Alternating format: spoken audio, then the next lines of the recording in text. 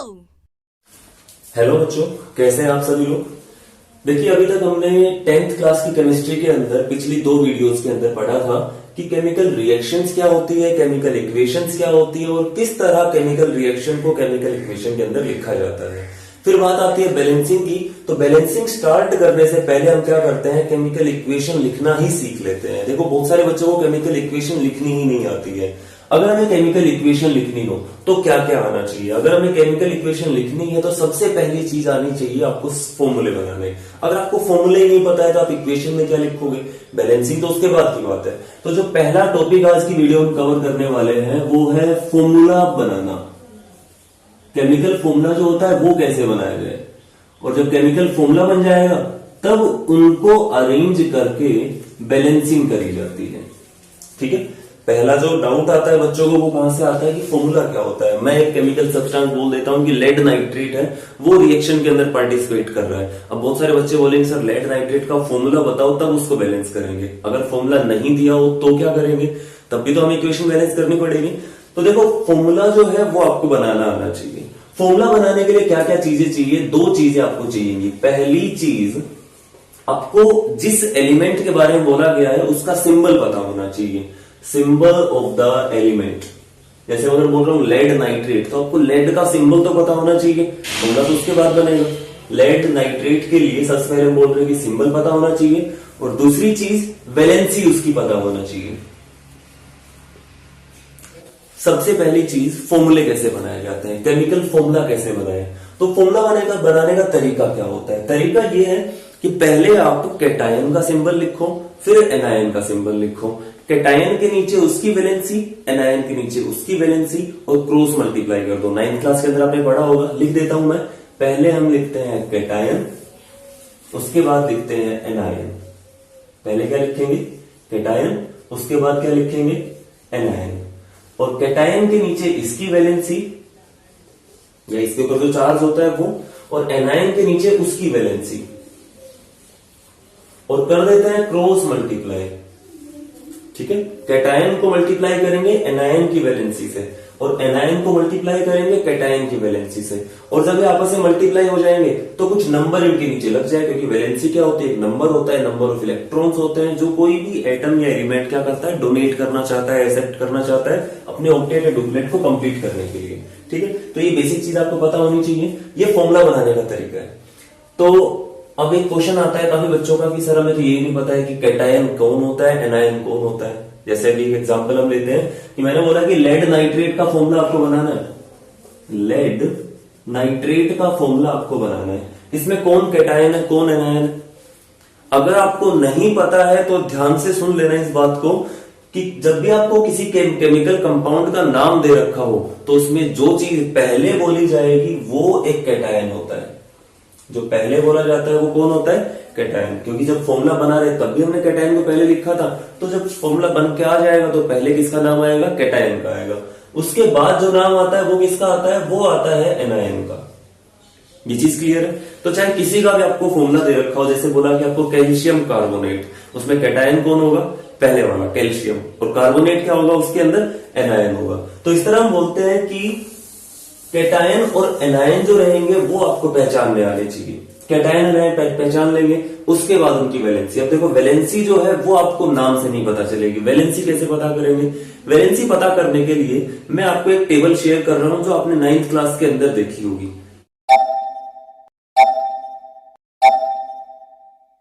तो इस टेबल को ध्यान रख लेना है। तो इस टेबल को ध्यान में रखते हुए हम स्टार्ट करते हैं अपना मेन टॉपिक कि फॉर्मूला कैसे बनाया जाता है। कैसे बनाया जाता है फॉर्मूला, एक एग्जांपल लेके चलता हूं। फॉर एग्जांपल आपको कैल्शियम क्लोराइड का फॉर्मूला बनाना है। तो कैल्शियम क्लोराइड में सबसे पहला काम क्या करेंगे, हम ढूंढेंगे कैटायन कौन सा, एनायन कौन सा है। कैटायन कौन होगा, जिसका नाम पहले लिखा हुआ वो कैटायन होगा, जिसका नाम बाद में लिखा होगा उसका नाम, उसको हम क्या बोलेंगे, एनायन बोलेंगे। तो ये हो गया हमारा कैटायन, और ये क्या हो गया हमारा एनायन। ठीक है, कैटायन एनायन ढूंढ लिए। अब इनकी वैलेंसी देखेंगे। वैलेंसी क्या होगी, तो हम देखेंगे कि कैल्शियम की वैलेंसी टेबल में चेक करेंगे 2 होती है, क्लोराइड की वैलेंसी कितनी होती है, 1 होती है। ठीक है, तो सबसे पहले फॉर्मूला बनाने के लिए हम लिखेंगे कैल्शियम का सिंबल। कैल्शियम का सिंबल होता है Ca। पहला लेटर जो रहेगा वो कैपिटल रहेगा, उसके बाद जो लेटर आएगा वो कैसा रहेगा, स्मॉल रहेगा। इसके बाद क्लोराइड के लिए क्या सिंबल रहेगा, Cl इसका सिंबल हो जाएगा। इनकी वैलेंसी लिखेंगे इनके नीचे। कैल्शियम की वैलेंसी होती है 2 और क्लोराइड जो रहता है उसकी वैलेंसी कितनी रहती है, उसकी वैलेंसी रहती है 1। तो इसके बाद हम कर देंगे क्रॉस मल्टीप्लाई और जो केमिकल फॉर्मूला बन के आएगा वो क्या बनेगा, Ca1Cl2। फॉर्मूला बन गया Ca1Cl2। 1 लिखने की जरूरत नहीं है, 1 जो रहेगा अंडरस्टूड रहेगा कि अगर इसके नीचे कुछ नहीं लिखा हुआ है इसका मतलब 1 लिखा हुआ है यहाँ पे, ठीक है। नेक्स्ट एग्जांपल हम लेके चलते हैं, एक केमिकल सब्सटेंस का हमने नाम लिया था बीच में, लेड नाइट्रेट। लेड नाइट्रेट का हमने नाम लिया था, तो यहाँ पे मैं लिख लेता हूं। दूसरा एग्जांपल हम लेके चल रहे हैं लेड नाइट्रेट का।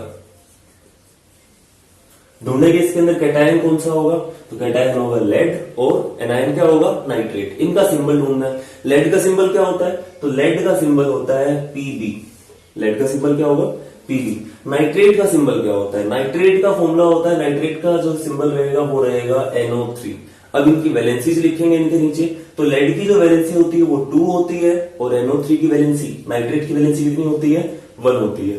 फिर दोबारा वही काम, क्रॉस मल्टीप्लाई करेंगे और फॉर्मूला बनाते हैं। तो Pb की मल्टीप्लाई कर रहे हैं 1 के साथ, Pb1 को लिखने की जरूरत नहीं है, और NO3 की मल्टीप्लाई कर रहे हैं किस साथ, 2 के साथ। तो इस तरह हम लिख लेते हैं NO3 और पूरे NO3 की मल्टीप्लाई हुई है 2 के साथ, तो हम यहाँ पे 2 लिख लेंगे। आप पूछेंगे सर यहाँ पे आपने 2 क्यों ऐसे ब्रैकेट के अंदर क्यों नहीं लिखा था, तो देखो Cl जो था वो तो अकेला एक ही एलिमेंट था, क्लोरीन ही था, क्लोरीन की 2 से मल्टीप्लाई हो रही है। यहाँ पर 2 तरह के एलिमेंट है, एक है नाइट्रोजन, एक है ऑक्सीजन, जिनसे मिलके क्या बना हुआ है, नाइट्रेट बना हुआ है, और इन दोनों की मल्टीप्लाई 2 के साथ हो रही है, इसलिए हमने इन दोनों को ब्रैकेट में बंद किया और उसके बाद 2 लगाया है। इतना क्लियर है। नेक्स्ट एग्जांपल हम लेके चल रहे हैं,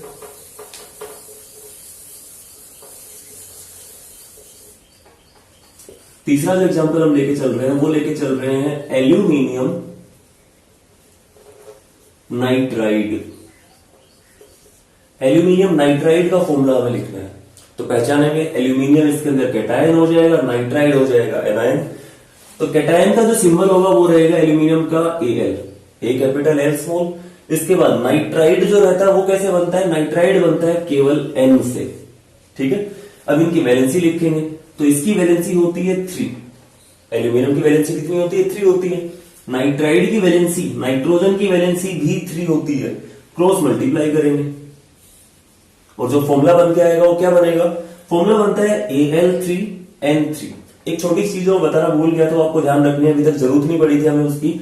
अगर ये नंबर्स जो वैलेंसीज है अगर ये सिंप्लीफाई हो सकती हैं तो इनको सिंप्लीफाई कर लेते हैं। जैसे कि अगर मैं दोनों को 3 से कैंसिल करता हूं तो 3 1 जा 3 और ये भी 3 1 जा 3, तो मल्टीप्लाई जो होगी वो 1 से ही होगी, ठीक है। तो फॉर्मूला बन जाता है Al1 और N1, फॉर्मूला बन गया Aln, ये इसका फॉर्मूला बन गया। या फिर आप क्या कर सकते हैं कि सिंप्लीफाई अगर आपको करना है तो बाद में भी कर सकते हैं। हमने बोला कि Al3N3, तो जो अभी फॉर्मूला बन के आ रहा है वो क्या फॉर्मूला बन रहा है, Al3N3, Al3N3। अब चाहे तो यहां पर हम इसको सिंप्लीफाई कर सकते हैं, 3 से दोनों कैंसिल आउट कर दिया, कितने पे जाएगा, 1 पे जाएंगे, तो फॉर्मूला बन जाएगा Aln, ठीक है। तो ये फॉर्मूला हो जाएगा एल्यूमिनियम नाइट्राइड का। तो देखिए क्वेश्चन लेके चलते हैं, हमें केमिकल इक्वेशन लिखनी है और उसको बैलेंस करना है, ठीक है। एक क्वेश्चन है, क्वेश्चन लिख रहा हूं पहले यहां पे मैं, ए solution of barium chloride and sodium sulphate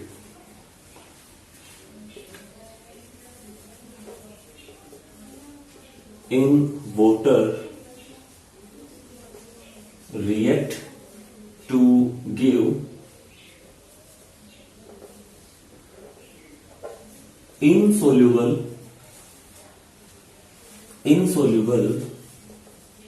barium sulfate and a solution of sodium chloride.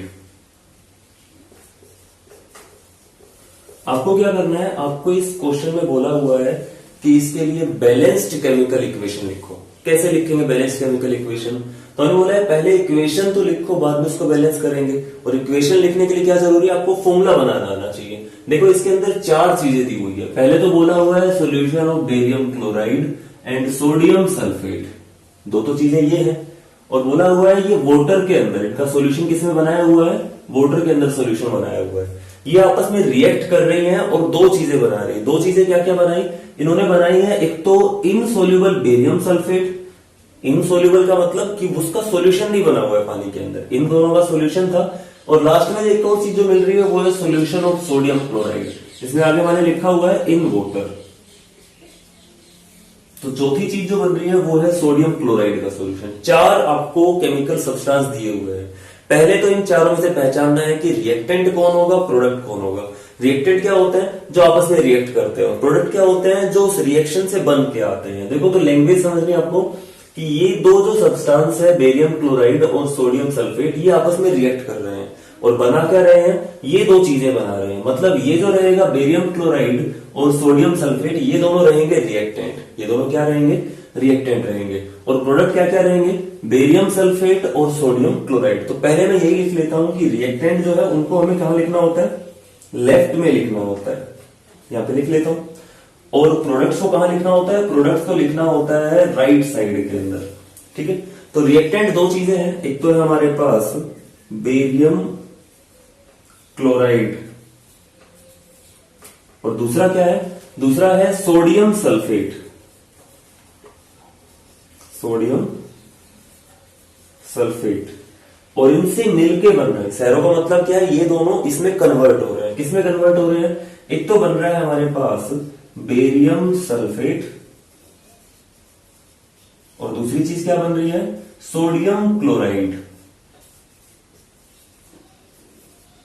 ठीक है, तो सबसे पहला काम जो हम इक्वेशन लिखते टाइम करेंगे वो पहचानेंगे कि रिएक्टेंट क्या है और प्रोडक्ट क्या है। अगर आपको रिएक्टेंट और प्रोडक्ट पहचानना आ गया, अब इनका फॉर्मूला बनाना आपको आता ही है।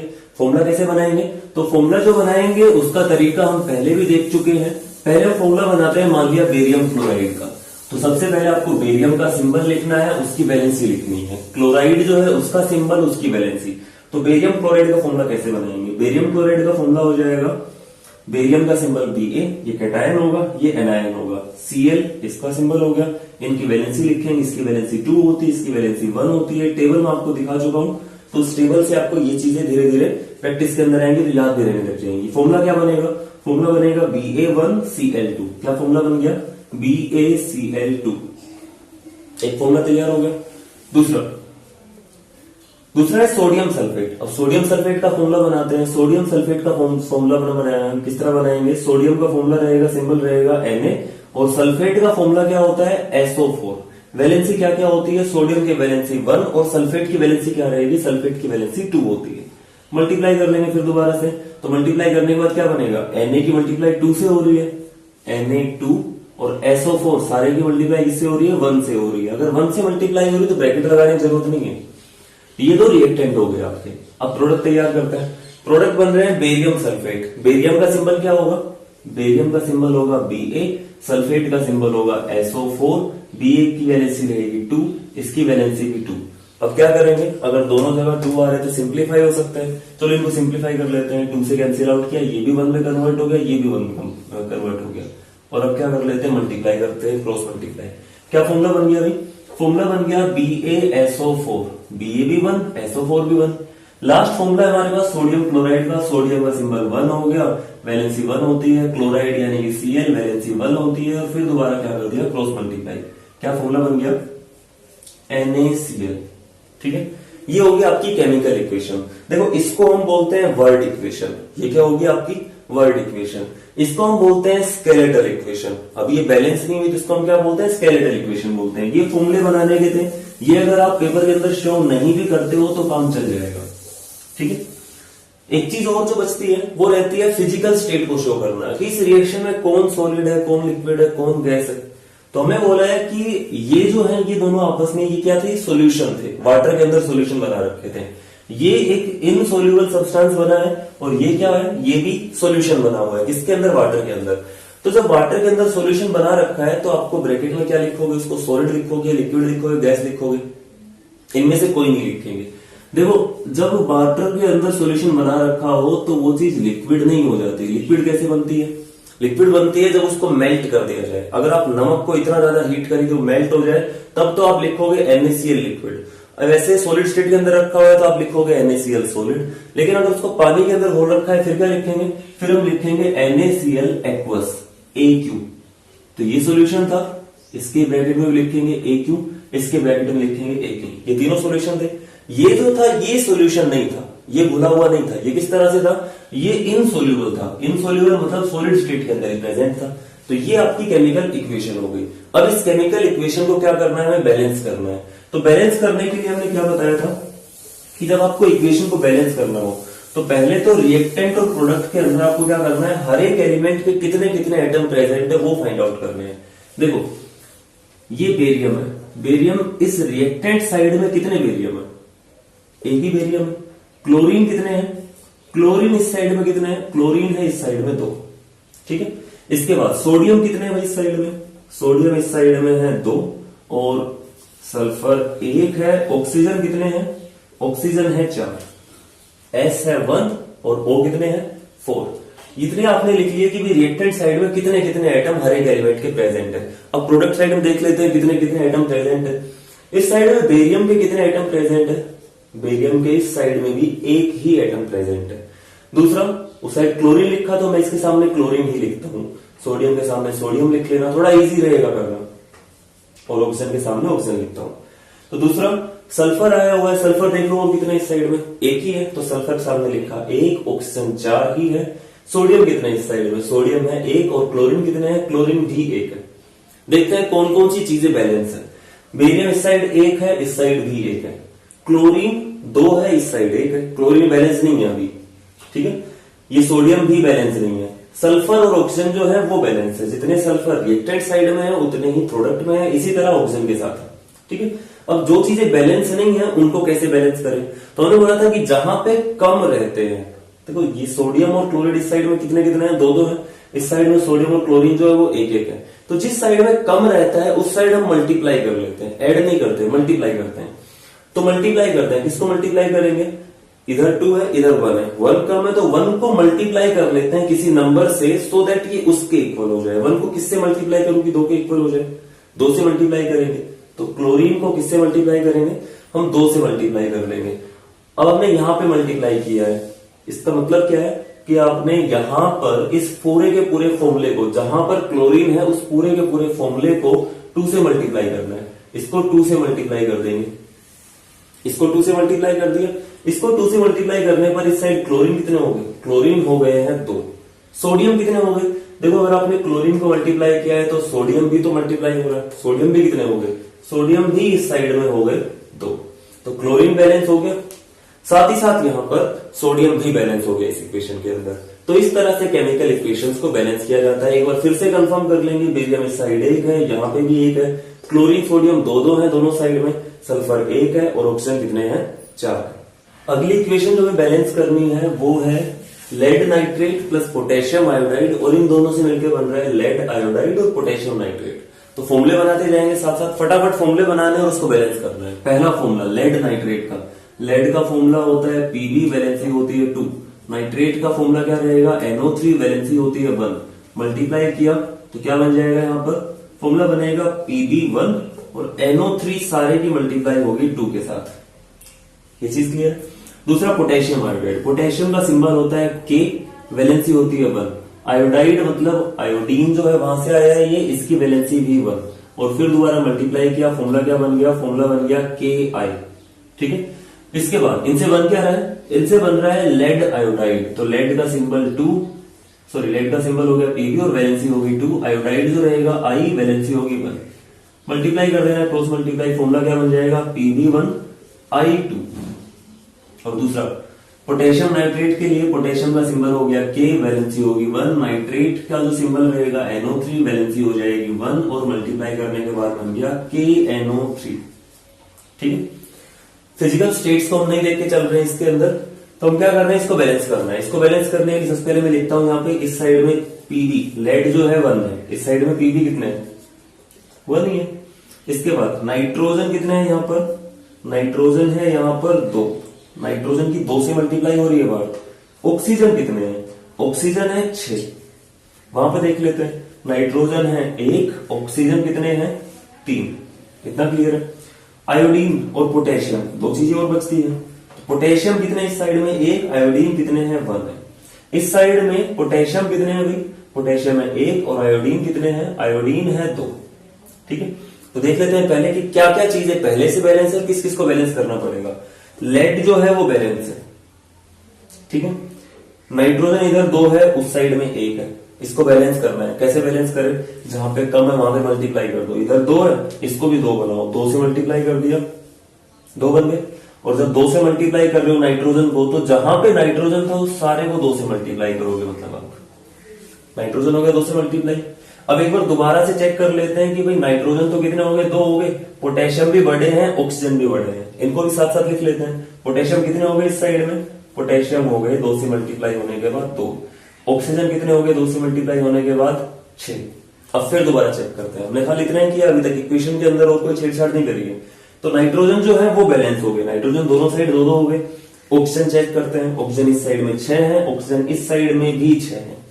इसके बाद पोटेशियम यहाँ पे कितने हैं, 1 है, वहां पे कितने पोटेशियम है, 2 पोटेशियम है। क्या करेंगे, इसको भी 2 से मल्टीप्लाई करेंगे सो दैट ये 2 बन जाए। तो पोटेशियम कहां पे आ रहा है इस इक्वेशन में, इस साइड में, यहां पे आ रहा है, इस पूरे को 2 से मल्टीप्लाई कर देंगे। इसको 2 से मल्टीप्लाई किया तो पोटेशियम 2 हो गए, आयोडीन भी लेकिन 2 से मल्टीप्लाई हुए हैं, तो आयोडाइड भी कितने हो गया, 2 हो गए। तो इस तरह से पोटेशियम भी बैलेंस हो गया और आयोडाइड जो है वो भी बैलेंस हो गया। ये इक्वेशन क्लियर है। ये तीसरा और लास्ट की तरह का क्वेश्चन होगा। देखो हमने 3 क्वेश्चन डिस्कस किया अभी तक। पहला जो था उसके अंदर एक रिएक्शन आपको लिख के दे रखी थी एज ए स्टेटमेंट, उसमें आपको इक्वेशन भी लिखनी थी और उसको बैलेंस भी करना था। दूसरे में क्या था, दूसरे में आपको दी हुई थी एक वर्ड इक्वेशन की, रिएक्टेंट और प्रोडक्ट का नाम दिया हुआ था, फॉर्मूला बनाना है और फिर उसको बैलेंस भी करना है। तीसरा किस तरह क्वेश्चन आता है कि आपको डायरेक्ट एक स्केलेटल इक्वेशन दी हुई है, इसको बैलेंस करना है सीधे सीधे। तो इसको कैसे बैलेंस करेंगे, तरीका वही है, आप फॉर्मूला बनाने की भी जरूरत नहीं है। दोनों साइड में लिखते हैं कितने कितने आइटम है। एल्यूमिनियम इस साइड में 1 है, इस साइड में कितने हैं, एल्यूमिनियम प्रोडक्ट साइड के अंदर हो गए 2। इसके बाद दूसरा जो आता है रिएक्टेंट वो है आयरन। आयरन कितने इस साइड में 2 है, इस साइड में आयरन कितने हैं, इस साइड में आयरन 1 ही है। ऑक्सीजन कितने इस साइड में 3 है, ऑक्सीजन यहां पर भी 3 है। अब इसको बैलेंस करना है। तो सबसे पहले देखो एल्यूमिनियम को बैलेंस करते हैं। एल्यूमिनियम इस साइड में 1 है, वहां पे 2 है। क्या करेंगे, यहाँ पे 2 से मल्टीप्लाई कर लेंगे, 2 बन जाएंगे, दोनों इक्वल हो जाएंगे। तो यहाँ पे 2 से मल्टीप्लाई किया है तो एल्यूमिनियम जहां पे भी मिले वहां पे उसको 2 से मल्टीप्लाई कर देंगे। नीचे बैलेंस नहीं करना है कभी भी, ऊपर हमेशा मल्टीप्लाई करते हैं। अगर आपने नीचे किया तो फिर क्या होगा, फॉर्मूला ही चेंज हो जाएगा। ठीक है, फॉर्मूला चेंज नहीं होना चाहिए। तो सामने हमने 2 से मल्टीप्लाई कर लिया, एल्यूमिनियम 2 हो गए। इसके बाद आयरन को बैलेंस करते हैं। आयरन इस साइड में कितने हैं, इस साइड में आयरन 2 है, इस साइड में आयरन कितने हैं, इस साइड में आयरन है 1। इसको 2 से मल्टीप्लाई कर लिया, अब आयरन भी कितने हो गए, 2-2 हो गए। तो यहाँ पर आयरन को भी 2 से मल्टीप्लाई कर दिया, आयरन हो गए 2। इस तरह इक्वेशन हो गई बैलेंस। तो इस तरह हमने आज की वीडियो के अंदर देखा है कि किस किस तरह से बैलेंसिंग के ऊपर क्वेश्चन पूछे जा सकते हैं और किस तरह आपको इक्वेशंस को बैलेंस करना है। एनसीईआरटी एक्सरसाइज के अंदर बहुत सारे क्वेश्चन दिए हुए हैं जिसके अंदर केवल आपको इक्वेशंस को बैलेंस करना सीखना है। तो जितने क्वेश्चन दिए हुए हैं वो आपको करके देखने हैं। ठीक है, प्रैक्टिस जितना ज्यादा करोगे उतना ज्यादा ये पार्ट आपका स्ट्रॉन्ग होता जाएगा। तो इस चीज का ध्यान रखना है कि केमिकल रिएक्शन आपको आगे तभी समझ में आएगी जब आप केमिकल रिएक्शन किस तरह होती है, किस तरह लिखी जाती है, किस तरह बैलेंस होती है, ये सीख जाओगे। तो इस वीडियो के अंदर फिलहाल इतना ही। आगे वाली वीडियो के अंदर हम आगे टाइप्स ऑफ रिएक्शंस पढ़ेंगे। तब तक अपना और अपनों का ध्यान रखिए, पढ़ते रहिए, सीखते रहिए। Goodbye, thank you.